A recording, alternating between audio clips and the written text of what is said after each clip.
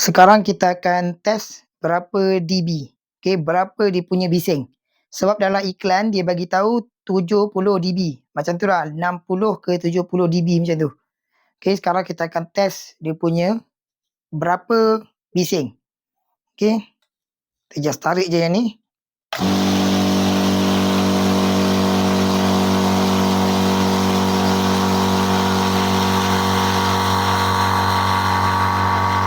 Okey, range dia dalam 60 ke 70.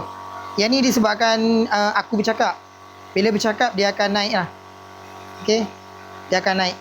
Jadi aku try diam, korang boleh tengok.